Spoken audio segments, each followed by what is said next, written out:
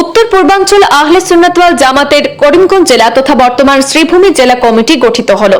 নবগঠিত জেলা কমিটির সভাপতি মনোনীত হয়েছেন হিজিমের পীরজাদা মাওলানা সৈয়দ মিসবাহুর রহমান, সাধারণ সম্পাদক মাওলানা সাবিকুর খান, কার্যকরী সভাপতি করা হয়েছে আলহাজ মাওলানা সালিক আহমদ লতিফিকে।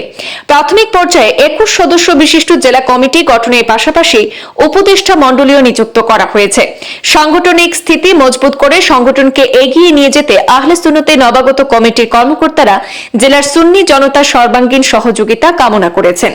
পূর্ব নির্ধারিত সূচি অনুযায়ী করিমগঞ্জ জেলা তথা বর্তমান শ্রীভূমি জেলা সদরের অদূরবর্তী হারুন রশিদ আলিয়া ও হাফিজিয়া মাদ্রাসা প্রেক্ষাগৃহে মাওলানা আনোয়ার উদ্দিনের নেতৃত্বাধীন উত্তর পূর্ব ভারত আহলে সুন্নাত ওয়াল জামাতের কেন্দ্রীয় কমিটির শাখা তথা জেলা কমিটি গঠনের সভা অনুষ্ঠিত হয়। হিজিমের পীরজাদা সৈয়দ মাওলানা মিসবাহুর রহমানের পৌরোহিত্যে সাধারণ সভায় জেলার নানা প্রান্ত থেকে সুন্নি আলিম ওলামারা সহ বুদ্ধিজীবী মহলের একাংশরা অংশগ্রহণ করেন। শুরুতেই কমিটি গঠনের সাংগঠনিক নিয়মাবলী নিয়ে আলোচনা হয়। কোনো একটি পদে একাধিক প্রস্তাব কিংবা বিকল্প প্রস্তাব থাকলে গোপন ব্যালটের ভোটে পদাধিকারী চয়নের কথা থাকলেও কমিটি গঠন প্রক্রিয়া শুরু হলে জেলা কমিটির সভাপতি পদে মাওলানা সৈয়দ মিসবাহুর রহমানের নাম প্রস্তাব হলে সর্বসম্মতিতে তাকে জেলা কমিটির প্রধান হিসাবে নিযুক্ত করা হয়।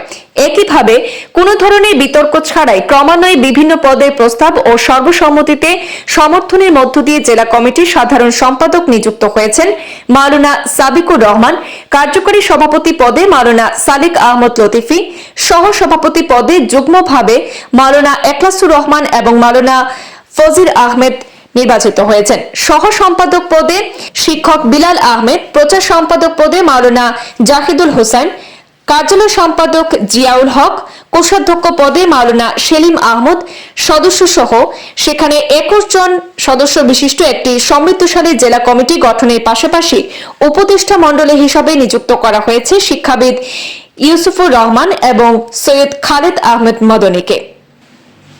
ব্যুরো রিপোর্ট, পূর্বাঞ্চল প্রতিদিন।